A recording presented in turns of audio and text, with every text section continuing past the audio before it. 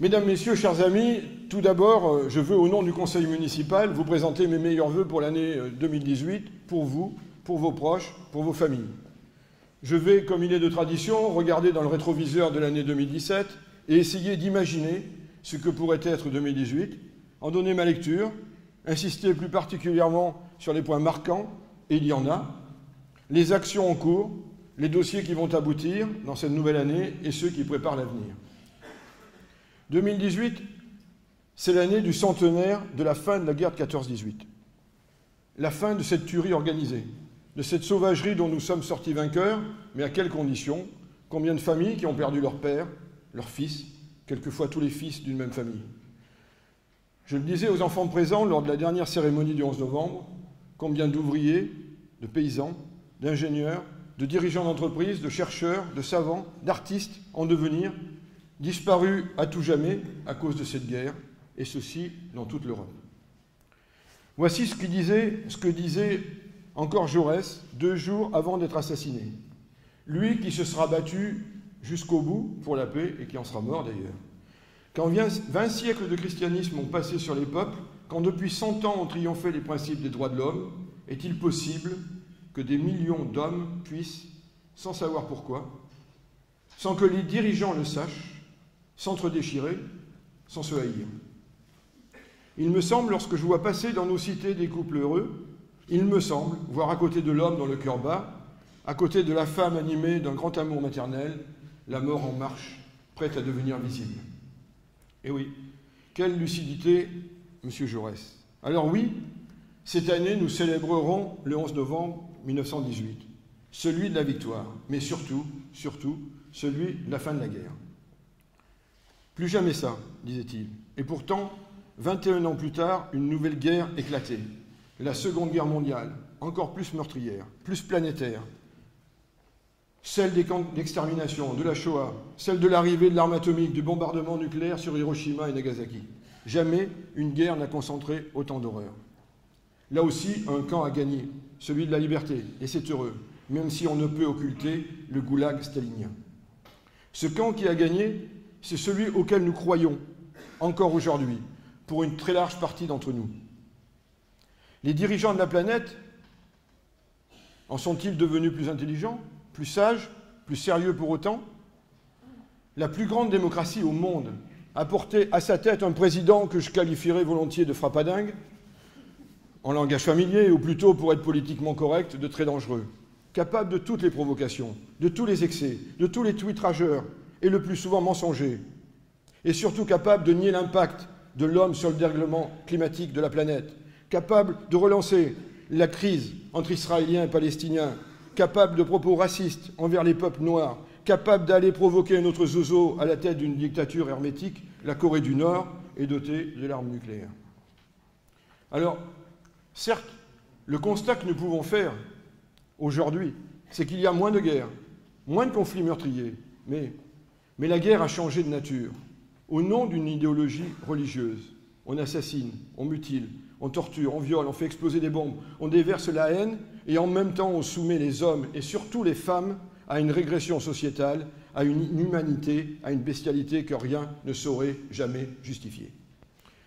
Ces porteurs de haine doivent être combattus sans relâche et je sais la part que prend la base aérienne de Cognac dans ses actions au Sahel. Je veux ici saluer l'ensemble des soldats et leur commandement pour les opérations extérieures, mais aussi sur notre territoire avec le dispositif Sentinelle. Et l'Europe dans tout ça? L'Europe ne se porte pas bien, n'est plus capable de porter une voix forte ni de s'exprimer d'une voix unie. Les nationalistes de droite extrême sont au pouvoir en Pologne, en Hongrie et plus récemment en Autriche. Partout, leurs idées de repli à l'intérieur des frontières, de rejet de l'étranger, de l'autre, de celui qui n'est pas comme nous, partout ces idées nauséabondes gagnent du terrain en Europe, cet espace que l'on croyait protégé de ce venin depuis la dernière guerre. Le modèle démocratique européen est en danger, victime des attentats, victime des flux migratoires si peu et si mal pris en charge, victime de la théorie de la peur, mais aussi victime de désespoir lié à la crise économique, victime du chômage, victime de l'injustice sociale et surtout victime de la bêtise humaine. Madame Merkel vient d'en faire les frais. La montée de l'extrême droite en Allemagne, en réaction à son geste courageux d'accueil des migrants, lui a coûté la victoire électorale qu'elle espérait, l'obligeant à des alliances incertaines. Les Britanniques sont englués dans le Brexit, avec nos amis écossais qui relancent l'idée d'un référendum sur leur indépendance. L'Espagne se débat avec la crise catalane. L'Italie n'est pas dans une meilleure situation, et combien d'autres nationalismes ne demandent pas mieux que de relancer des débats qui peuvent vite devenir dramatiques, voire meurtriers. Dans ce contexte, nous avons la chance, en France, d'avoir un président, un vrai, au sens de la Ve République, un président qui pèse sur la scène internationale, un président qui est écouté et qui peut porter à nouveau l'idée de la construction européenne et en avoir même le leadership. Vous le savez, je ne suis pas macroniste, macronien, jupitérien, ou je ne sais trop quel adjectif retenir pour souligner son soutien à ce président.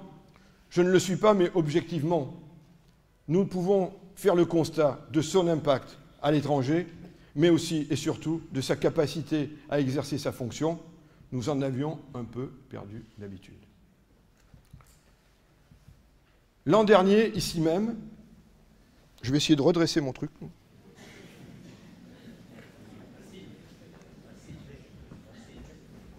Je suis désolé. Voilà, c'est mieux.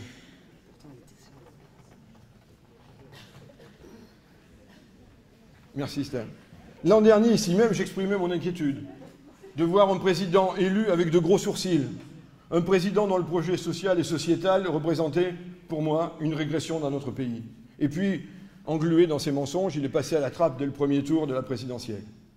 Et Macron, tel Zorro, est arrivé et a tout fait exploser. La droite, la gauche et même l'extrême droite. Sérieusement, qui va s'en plaindre?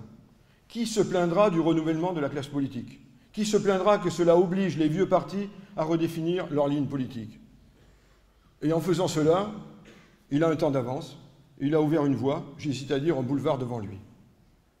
En étant au centre de la vie politique, et cette fois vraiment au centre de la balance politique, il a cassé l'opposition traditionnelle, le balancier tantôt à droite, tantôt à gauche. Aujourd'hui, il y a 4 oppositions qui semblent inconciliables, si ce n'est dans la critique. Une de droite dure, une d'extrême droite, une de gauche, de gouvernement, et une d'extrême gauche. Une fois ce constat fait, constat sur la politique politicienne, il reste son action politique, ses engagements, ses gestes forts. Et là, concernant le national, je ne vais pas surprendre en disant que je ne m'y retrouve pas. Déjà, dans le mandat précédent, je n'épargnais pas ma critique contre des mesures qui allaient dans un seul sens, celui du libéralisme économique, sans oser vraiment l'assumer. Aujourd'hui, c'est plus clair, c'est dit, c'est fait. Et que l'on me comprenne bien, il ne s'agit pas pour moi de remettre en cause l'entreprise et les entrepreneurs, bien au contraire. Je ne suis pas un nostalgique des soviets ou de la planification économique. Il m'arrive même de manifester avec des chefs d'entreprise lorsque les intérêts de ma ville ou de mon département sont menacés, ou de manière plus positive, de les accompagner dans la réalisation de leurs projets. Je l'ai montré en tant que conseiller régional, et je sais que Jonathan suit la même logique aujourd'hui. Je l'ai montré en tant que président de Grand Cognac, je l'ai montré en tant que maire de Cognac tout simplement, mais j'y reviendrai tout à l'heure. Non, ma divergence profonde, et je ne vais pas reprendre le slogan de président des riches, quoique... Ma divergence profonde repose sur le constat que les mesures du président de la République ne sont pas équilibrées. Hormis la taxe d'habitation, mais ne nous faisons pas d'illusions, nous la paierons sous une forme ou sous une autre. Les mesures prises se font au détriment des salariés et des retraités, et au bénéfice soit des entreprises, soit des plus riches. Et quand je rencontre un chef d'entreprise qui a 60 milliards de fortune personnelle, et il est loin d'être la première fortune mondiale, je me dis bravo, bravo, il a réussi dans son métier. Il sait diriger ses entreprises et les faire fructifier.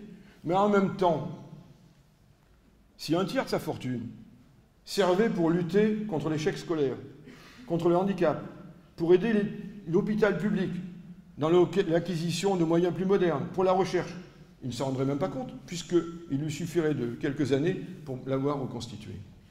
Ah si, il reculerait dans le top 100 des plus grandes fortunes. Mais à quoi sert tout cet argent? L'avenir de sa famille est assuré sur plusieurs générations.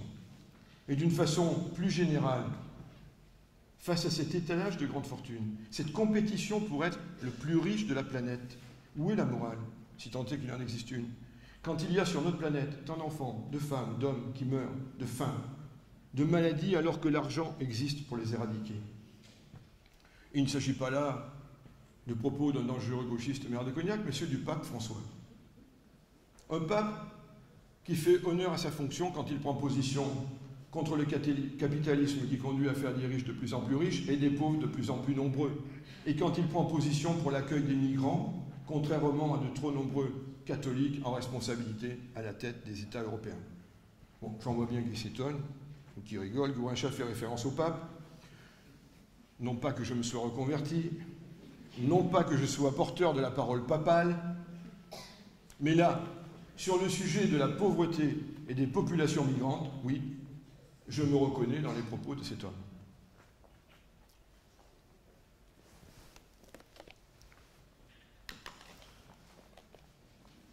Ceci étant dit, je vais maintenant parler un peu plus local, un peu plus terroir. Parler de l'agglo, parler de la ville, avant de vous présenter les médaillés de la ville pour 2018. Bien sûr, je vais parler de l'agglo, de sa construction, de la difficulté que nous avons rencontrée et de mon départ. Je suis déçu, oui, je suis déçu. Non pas de n'être plus président, celui qui en avait sans doute le plus envie a fini par le devenir, mais en ce qui me concerne, vous ne trouverez nulle part dans mes propos le fait que j'ai pu revendiquer à un moment d'être le président de l'agglo. Ce sont mes collègues de l'ancienne communauté de communes de Grand Cognac. Ce sont aussi Véronique Maranda et Jean-Paul Zucchi qui ont considéré que j'avais légitimité à le devenir. Et je les en remercie très sincèrement et j'ai apprécié le travail en commun. J'ai été élu très largement par mes collègues, malgré 2 autres candidatures et une campagne contre le maire de la ville-centre. Mais vous ne trouverez rien dans mes propos publics mettant en cause un tel ou une telle après la crise qui vient de se passer. J'ai apprécié le travail collectif que nous avons mené pour créer cet agglo. J'ai apprécié le temps consacré à la fusion. J'ai apprécié nos réunions des vendredis matins puis des mercredis matins. J'ai apprécié que nous soyons capables d'exprimer nos désaccords, quelquefois durement, et d'avoir encore plaisir à nous retrouver. Et j'ai découvert des élus que je ne connaissais pas, avec lesquels nous avons partagé une belle aventure. Si quelque chose me manque aujourd'hui, c'est cela. Mais le fait de n'être plus président, je vous le dis franchement, je le vis aujourd'hui comme un soulagement. Un soulagement avec une volonté retrouvée, une dynamique encore plus forte de défendre ma ville et ceux dont je tiens ma légitimité, c'est-à-dire vous, mesdames et messieurs, vous, citoyens cognassais. Non, si je suis déçu, c'est d'avoir le sentiment que nous avons raté quelque chose, que j'ai raté quelque chose. Vous savez, dans une vie politique, il arrive de dire des bêtises. Et j'ai clairement le souvenir d'en avoir dit une grosse. Certes, je n'étais pas tout seul à la dire, mais je n'ai pas pour habitude de me défiler devant mes responsabilités. À l'époque, j'étais président d'une des 4 communautés de communes. L'erreur aurait été de dire « l'envie de créer cet agglo est plus forte que tout. Nous savons qu'il y a des problèmes à régler, mais nous saurons les régler. » Bien oui, les problèmes sont en train de se régler, mais pas comme nous l'avions imaginé. Dans notre grande générosité, nous avons voulu niveler par le haut, c'est-à-dire au niveau qui était le nôtre ici à Grand Cognac, en sachant que ce n'était pas tenable sur la durée. Alors, tout le monde est en train de refaire l'histoire, mais nos finances étaient saines, malgré le centre aquatique, et malgré les nouvelles activités périscolaires. Saines, par exemple, parce que nous avions 12 millions d'euros en caisse pour financer le centre aquatique, en plus de ce qui avait déjà été payé. Et n'oublions pas que l'impôt économique arrive essentiellement du périmètre de l'ex-Grand Cognac et que les bases d'imposition étaient dynamiques, sans qu'il ne soit besoin d'en augmenter les taux. Pour preuve, en 2017, nous avons eu un bonus de 2 millions d'euros. Il venait d'où? Il serait allé dans quelle caisse s'il n'y avait pas eu l'agglo? Et puis, nous étions dans l'ex-Grand Cognac en train de bâtir une communauté au service des communes, en mutualisant des services, au service de toutes les communes, et pas seulement de la ville-centre. Mes collègues peuvent en témoigner. Les rivalités ou incompréhensions rurales-urbains avaient disparu, ou pour le moins s'étaient très fortement atténuées. Une communauté de communes au service de toutes les communes, notamment en aidant celles en difficulté, comme nous avons pu le faire en 2016. Et j'en avais volontairement exclu Cognac, afin de montrer que le président ne piochait pas dans la caisse pour servir sa commune. Et là aussi, je le dis, et c'était partagé par mes collègues, nous savions que nous avions une période de 3 ans où nous devions limiter nos ambitions. le temps de passer les effets liés à la construction du centre aquatique. Mais nous savions que nous retrouverions des marges de manœuvre ensuite, sans qu'il soit bien évidemment besoin de diminuer de moitié notre dotation de solidarité communautaire. Alors oui, nous avons péché par optimisme. Parce que nous croyons à cette agglo naissante, parce que nous considérions que nous devions être unis en agglo pour peser dans la nouvelle région. Et j'en suis toujours convaincu. Même si j'entends de plus en plus autour de moi des amis, des citoyens, des élus qui me disent que nous aurions pu nous en passer, que nous nous suffisions à nous-mêmes, et que. Non. Ce que nous avons fait va dans le sens de l'histoire. Et je fais le pari que dans 5 ans, ce ne sera plus un sujet de discorde. Mais je ne peux pas tourner la page sans revenir sur ce qui a occasionné mon départ. Il s'agit des finances, tout le monde le sait. Soit on recherchait un consensus entre les 4 anciennes communautés de communes, ce que je prenais, soit on allait à la rupture. C'est ce qui s'est passé. Donc quand j'ai compris que je n'arriverais pas à un consensus, que ce n'était plus tenable pour moi, et que les intérêts de Cognac étaient en danger, je suis parti. Et je ne le regrette pas. Je tiens d'ailleurs à remercier les Cognacaises et les Cognacais pour leurs nombreux, très nombreux messages de soutien et d'encouragement. Des messages qui venaient d'ailleurs bien au-delà du périmètre de la ville. Dans une période qui était humainement difficile pour moi, tous ces messages m'ont vraiment fait chaud au cœur. Mesdames, Messieurs, je n'ai pas de plan de carrière. Je n'en ai jamais eu. Je n'ambitionne pas de devenir député, sénateur, président du conseil départemental ou du conseil régional. Alors, ni président de la République, je l'avais oublié, mais tout le monde avait compris. Alors, je suis encore plus libre de faire et de dire. Je l'ai déjà montré dans le passé quand je me suis opposé aux décisions de Ségolène Royal, tant sur la suppression du comité régional du tourisme que sur la suppression des subventions aux étapes du Cognac ou encore pour le centre de formation des apprentis. L'histoire m'a donné raison. Il y a un nouveau comité régional du tourisme et le centre de formation des apprentis a été inauguré pour la première partie avec un superbe outil pour les jeunes apprentis et la seconde partie se fera au travers du pôle des métiers du Cognac et du verre à la Sarrazine, un projet initial dans lequel j'ai beaucoup œuvré avec la Chambre de métier et je salue son ancien président Alain Tétaux et aujourd'hui je passe le relais en confiance à Véronique. Être en désaccord sur un sujet majeur, certes, puisqu'il s'agit des finances, et quitter la présidence ne vous transforme pas automatiquement en opposant. Je ne serai pas le leader d'une opposition organisée à la gouvernance de l'agglo. En revanche, je serai le leader de la défense des intérêts de ma ville. Et je sais pouvoir compter sur une équipe unie autour de moi. Je me réjouis d'autre part que nous ayons trouvé un modus vivendi avec mon opposition municipale républicaine afin de travailler ensemble les dossiers qui concernent la ville. Je tiens à saluer les échanges positifs que nous avons eus à ce sujet avec Émilie, Noël et Richard. Cela n'exclut pas les divergences sur certains dossiers et cela ne nous conduira pas à faire liste commune pour les prochaines municipales. Mais je salue le fait que face à ce qui a pu être perçu comme des menaces pour la ville, nous soyons capables d'unir nos forces pour la défendre. Et je le dis à Jérôme, le nouveau président, une agglo ne peut pas fonctionner s'il y a une opposition durable entre la ville-centre et l'agglo, mais Jérôme, tu le sais déjà. Donc, mesdames, messieurs, je suis redevenu maire à plein temps. Maire à plein temps jusqu'au terme de mon mandat. Et je tiens à rassurer les Cognacaises et les Cognacais qui s'inquiétaient. C'est là où on voit que les titres des journaux peuvent donner lieu à toutes les interprétations. Quand il fut écrit « Gourinchas démissionne », il y a des gens qui ont compris que je ne serais plus maire. Je me souviens de jeunes dames à Croix qui m'ont dit « C'est vrai que ce qui est écrit, vous allez démissionner, mais nous, on n'est pas d'accord. On veut vous garder comme maire. » Bon, je ne dis pas que ça fait l'unanimité. Oui, maire, je ne le serai plus un jour, mais ce n'est pas encore le moment. Il en est au contraire qui se sont dit « Mais s'il démissionne de l'agglo, c'est qu'il veut se représenter en 2020 à la mairie. » Je les remercie de penser que je pourrais réussir un 3e mandat. Et je sais qu'il en existe même qui s'en inquiètent. Dois-je lever l'inquiétude? Bon.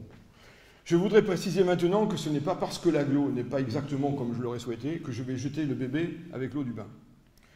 D'autant que de nombreux dossiers émanent de notre territoire, qui sont nés ici, se sont construits ici, même s'ils ont vocation à irriguer tout le territoire de l'agglo. Et de fait, c'est bien la ville de Cognac qui se trouve au cœur de tout ça. Que serait un territoire qui se construirait sans sa ville-centre, en l'ignorant, ou pire, contre elle? Surtout quand elle porte le nom éponyme du produit mondialement connu. Alors oui, le centre aquatique, quand il va enfin ouvrir, contribuera à l'attractivité de la ville et de l'agglo. tout comme l'installation de nouveaux complexes cinématographiques dont on espère l'ouverture fin 2018, tout comme l'aménagement des quais contribuera à l'attractivité de la ville et de l'agglo. Aménagement salué par le PDG de LVMH, excusez du peu. Et que dire de l'aménagement des bords de Charente? Relier Angoulême à Rochefort, en passant par Châteauneuf, Gernac, Cognac, Saintes,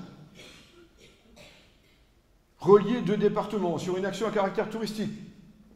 Et cela est en parfaite adéquation avec la fusion des deux agences départementales de tourisme de Charente et de Charente-Maritime. Et il faut dire, fusionner Stéphane Villain et Jean-Hubert Lelièvre, quelle affaire, mesdames, messieurs, quelle affaire. Et puisque j'évoque le tourisme, je n'oublie pas de saluer l'action de l'Office de tourisme sous l'impulsion de Stéphanie, avec des salariés qui ont su démontrer leurs compétences professionnelles et qui ont fait de cet office un office qui compte dans la grande région, qui pourtant n'en manque pas, mais j'aurai l'occasion d'y revenir tout à l'heure. Saluons le beau projet de la tour Martel, porté par Nathalie Viau, qui doit être quelque part par là. Le réaménagement du circuit de Visit Annecy. Et que dire de la construction de l'hôtel Monet? Qu'un investisseur étranger soit prêt à mettre 60 millions d'euros pour construire un hôtel de standing avec un restaurant gastronomique plus prouve qu'il y a des investisseurs qui croient en notre ville, qui sont prêts à prendre des risques quand ils ont un coup de cœur pour le site et pour la ville, et peut-être un tout petit peu, pour l'équipe municipale et son maire. En tout cas, tous ceux qui l'ont visité ont été impressionnés par la qualité du travail et l'offre présentée. Je salue à ce propos Arnaud Manvins pour sa disponibilité en complément de son travail intense pour la réussite de son projet. Et je suis convaincu que plus nous aurons d'offres de qualité, plus le tourisme et l'hébergement auront de succès à Cognac.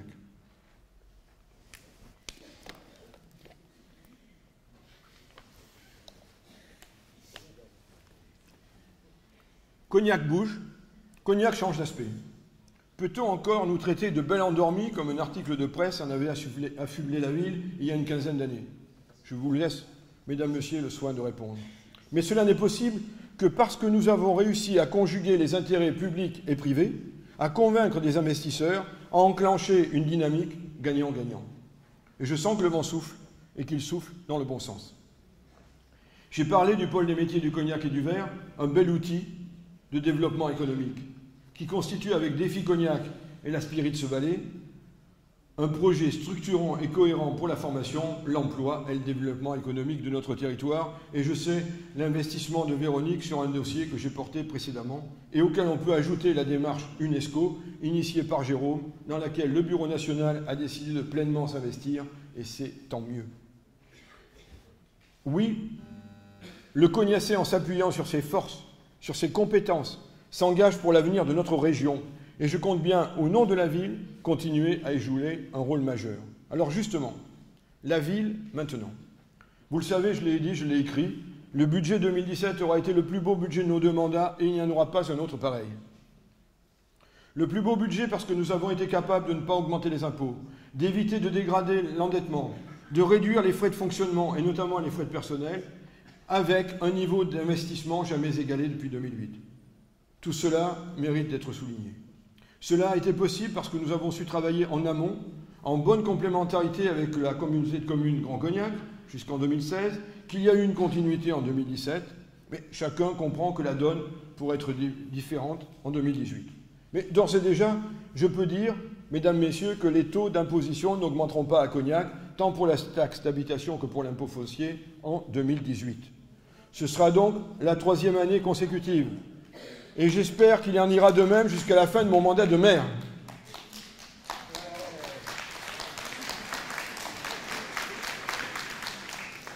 Cependant, nous avons quelques inconnues.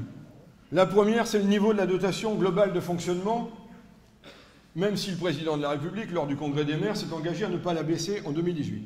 La deuxième, c'est la baisse de la taxe d'habitation, avec une fin programmée en 2020.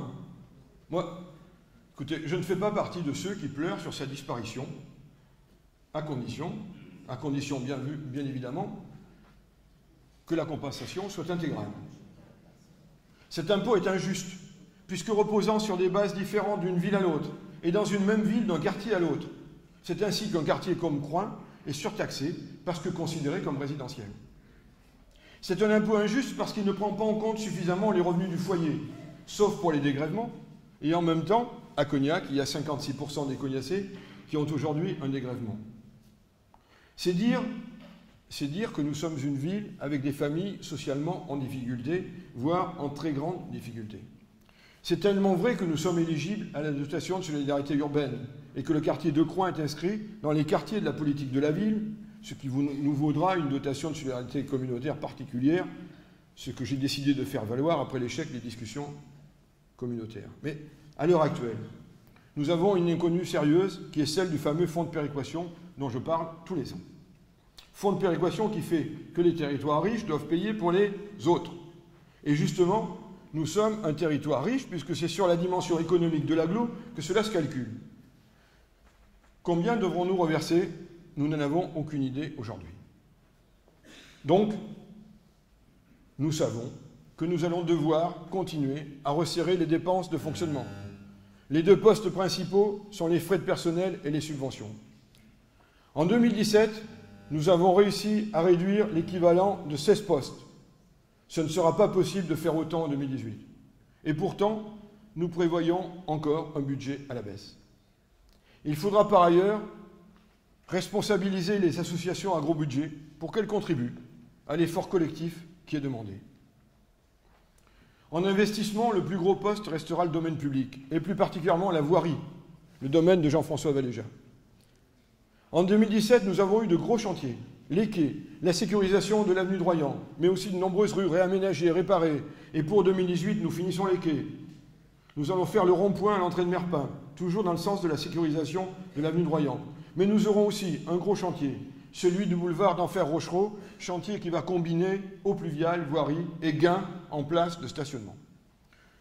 Cependant, il est clair que nous ne pourrons pas porter le même niveau d'investissement que l'an dernier. Mais nous essaierons de faire des investissements qui rapportent. Je pense par exemple à l'éclairage public, où nous pourrions, en plus des subventions, par un investissement certes coûteux, faire ensuite des gains importants en fonctionnement. Et puis, en matière de sécurité, nous allons être contraints d'investir dans la vidéosurveillance. Ce qui s'est passé au jardin public, sur 3 épisodes différents, me fait dire qu'il faut que nous franchissions le cap. Pour celles et ceux qui ne sont pas au courant, un jour, il y a eu un début d'incendie sous les pergolas. Un autre jour, les oiseaux de la volière ont été massacrés. Un 3e jour, on a jeté des poissons sur la pelouse. Bien sûr, si l'on sécurise les animaux du jardin public, il faut parallèlement sécuriser d'autres lieux dont les utilisateurs sont les cognacés. Je pense à des parkings, par exemple. Et je suis également ouvert à la discussion avec le conseil départemental et le conseil régional pour sécuriser l'entrée des collèges et des lycées avec l'installation de caméras afin de lutter contre les deals ou les rackets. Toujours concernant la sécurité, nous poursuivrons notre démarche avec les habitants de Cognac autour du dispositif Vigilance citoyenne. Aujourd'hui, 4 zones ont fait le choix d'entrer dans le dispositif. Nous travaillons avec la police nationale pour en améliorer encore le contenu. Et puisque nous en sommes au problème de sécurité, je veux dire ici la qualité des relations que nous entretenons entre les 2 polices. Avec la gendarmerie, c'est un petit peu différent parce que vous n'êtes pas sur le territoire direct de la ville. Mais les 2 polices, la nationale et la municipale. Et j'en remercie particulièrement Frédéric de Vargas, le commandant de police, et Patrick Veluet, le directeur de la police municipale.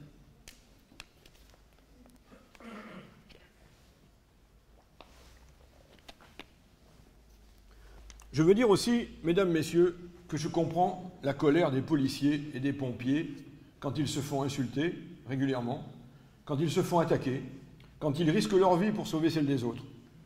Je ne suis pas un sécuritaire, je ne suis pas un père fouettard, mais quand il n'y a plus de respect de l'autorité, on peut sérieusement s'interroger sur l'évolution de la société. Quand des guet-apens sont organisés contre les forces de l'ordre, quand des pompiers et des policiers se font caillasser alors qu'ils vont porter secours lors d'un incendie, quand des médecins ne peuvent plus entrer dans des immeubles pour aller au chevet des malades, on se dit que quelque chose déraille dans notre société. Alors certes, ce n'est pas à Cognac que cela se passe, mais pour combien de temps?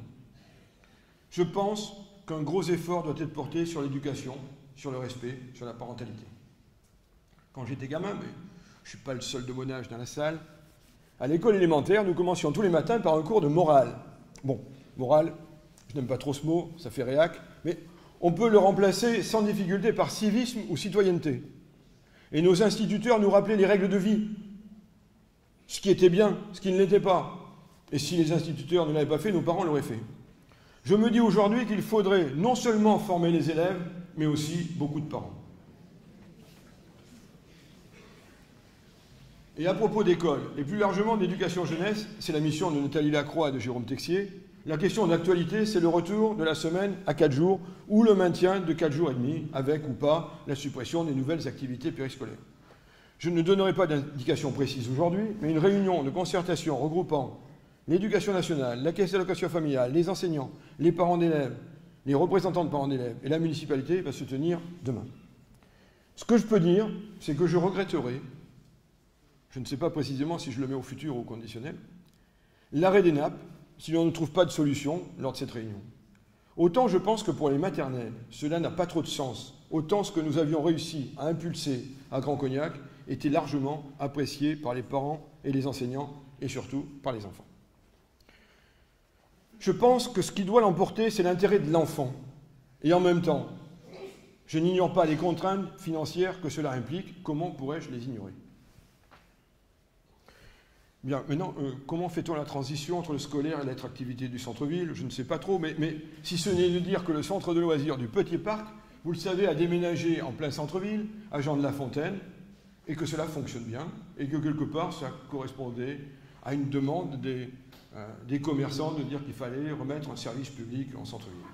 Mais plus sérieusement, quand l'opposition, que je salue, manque d'arguments contre la politique municipale, elle nous ressort régulièrement le problème du centre-ville, les commerces et le stationnement.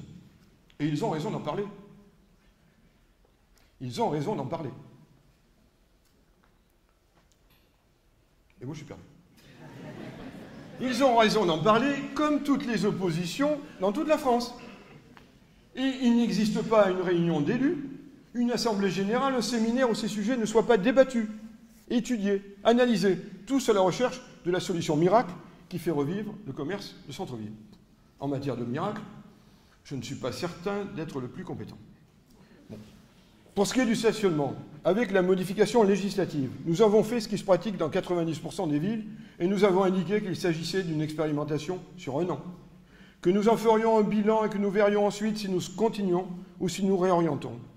Mais ce qui s'est passé pendant les fêtes avec la gratuité a démontré que la gratuité, si tant est que nous en aurions les moyens, ce qui n'est pas le cas, serait la pire des solutions pour les commerçants, sauf pour ceux qui utilisent sciemment la place qu'ils devraient laisser à leurs clients.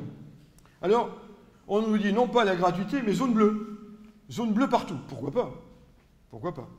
Mais le manque à gagner pour la ville serait de 250 000 €. Est-ce que les Cognassais sont prêts à voir leurs impôts augmenter de 2,5% pour la zone bleue en centre-ville? Là aussi, je pense connaître la réponse. Sur le commerce, ensuite, nous ne sommes pas restés sans rien faire à regarder passer les trains. Grâce à l'établissement public foncier régional, et je me réjouis que dans les colloques, les assises, ici ou là, on mette en valeur les actions à venir de l'EPF. Mais nous n'avons pas attendu pour agir avec eux. Nous avons un droit de préemption qui nous permet la maîtrise foncière sur le centre-ville, et nous l'exerçons.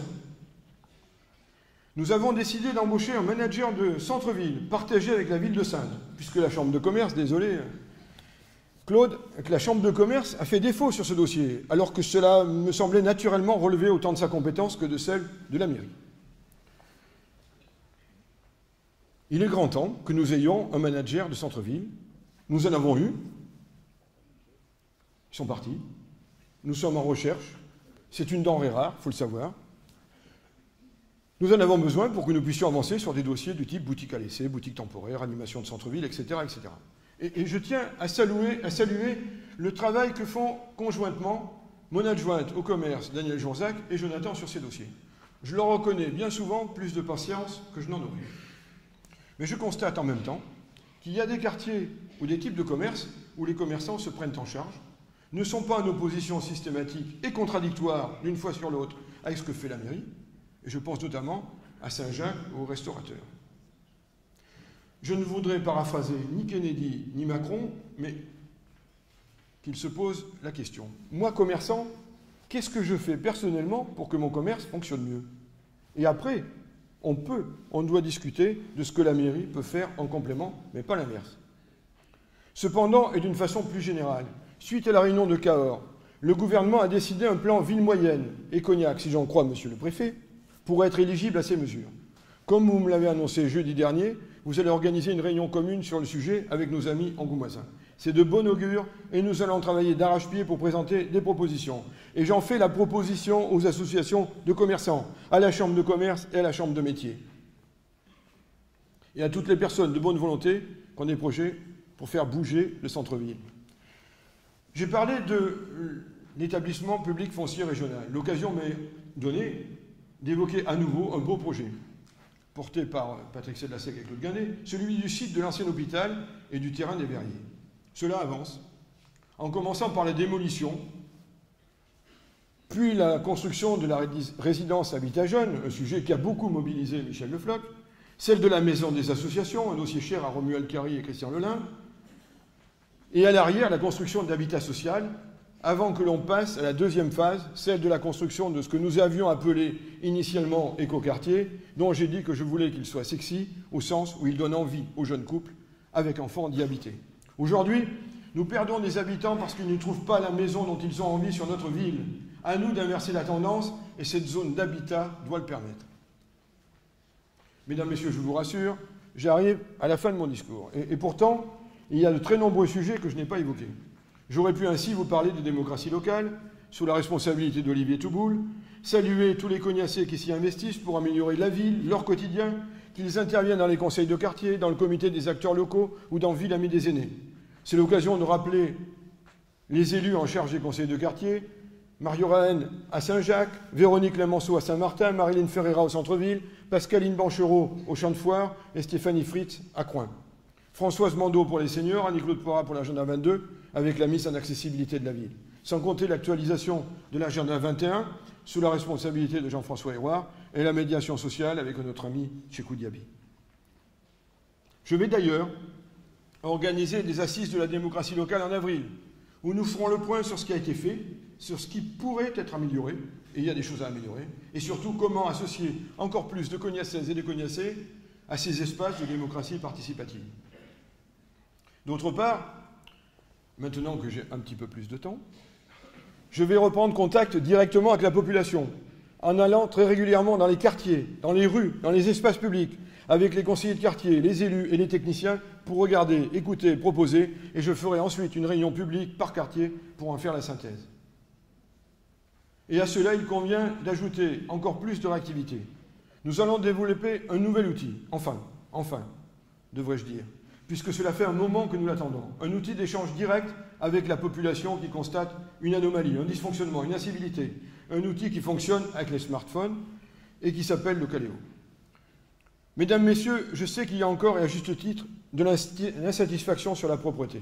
Nous nous sommes dotés des outils réglementaires. Nous avons la réactivité de la motocrotte, mais il faut que nous puissions agir plus rapidement et plus efficacement. Et avec le Caléo, nous avons un outil moderne qui doit nous permettre de faire mieux, mais nous y reviendrons dans un prochain magazine de la ville. Je pourrais vous parler de démographie médicale et les inquiétudes qui sont les nôtres. J'ai décidé de reprendre ce dossier avec Marianne Jean Didier et Dominique Charmensat et de relancer toutes les pistes afin d'éviter que dans 10 ans, nous soyons dans un désert médical. Je pense que nous pouvons nous appuyer sur le dynamisme du directeur de l'hôpital pour nous aider à trouver des réponses. Marianne est aussi au cœur d'un dossier important avec la résidence autonomie Alain Drémont. Tout d'abord, et je m'en félicite, cette résidence fait à nouveau le plein. Ensuite, la diversification, l'intergénérationnel, avec la présence de jeunes apprentis, fonctionne également. Et enfin, le projet innovant, le seul de la région Nouvelle-Aquitaine, sur 3 appartements adaptés, connectés, pour la sortie d'hospitalisation, est aussi un atout pour cet établissement. Mesdames, Messieurs, avec la création de l'agglomération, des compétences sont devenues communautaires. Pour 2 d'entre elles, j'ai besoin de l'expertise et du talent de Simon Clavurier. Il s'agit de l'eau et de l'assainissement, ainsi que des déchets ménagers, et je compte sur sa vigilance pour que l'intérêt des Cognassaises et des Cognassais soit préservé. Mesdames, Messieurs, je ne vais pas conclure sans saluer le monde associatif, qu'il intervienne dans le social avec Marianne, dans la culture avec Gérard Joannet, dans le sport avec Romuald. Je sais le rôle important qu'il joue pour le vivre ensemble, pour la convivialité, pour que cette ville, notre ville, soit agréable à vivre, soit attractive, remporte des compétitions. On dit que ce sont les cordonniers les plus mal chaussés. En l'occurrence, on pourrait dire que d'y vivre toute l'année nous prive du regard extérieur qu'ont les visiteurs, les touristes. Ils trouvent que notre ville est belle et riche de son patrimoine. Soyons-en fiers, soyons-en les ambassadeurs. C'est une ville de festivals, danse, blues. Cette année, Santana à Cognac. Enfin, vous vous rendez compte, Santana? Mais aussi la fête du Cognac, Coup de chauffe, le polar, les littératures européennes. Cognac est une ville où la culture est présente toute l'année. Et nous avons, pour la partie municipale, en projet de moderniser la bibliothèque. N'est-ce pas, Gérard? Le musée propose des expositions de qualité. Les quais sont animés par Westerock. Le centre d'animation vous propose une multitude d'activités. Et nous avons un conservatoire communautaire et la Westerock School. Cognac est aussi une ville ouverte sur le monde. Tout d'abord par le produit, bien sûr, mais aussi par nos villes jumelles. Et je salue l'action du comité de jumelage. Et cette année, au moment de la fête de la musique, nous avons comme ambition de célébrer les pays en jumelage avec nous. Voilà. Je vais m'arrêter là, promis, mais je vais quand même conclure très rapidement et sincèrement avec une petite anaphore. Je ne vois pas pourquoi le maire de Cognac s'en priverait alors qu'un ancien président de la République l'avait fait pour un débat présidentiel. Je vais m'arrêter là en remerciant les agents des services de la ville pour leur travail au service des Cognacaises et des Cognacais. Je vais m'arrêter là en remerciant très sincèrement tous mes collègues, conseillers et adjoints pour leur investissement au service de la ville. Je vais m'arrêter là en vous disant à nouveau que ma priorité aujourd'hui est plus que jamais avec ma famille. Oui, ma priorité c'est ma ville, c'est Cognac, parce que nous avons fait plein de choses ensemble et que nous en avons encore beaucoup à faire ensemble pour Cognac et ses habitants. Merci.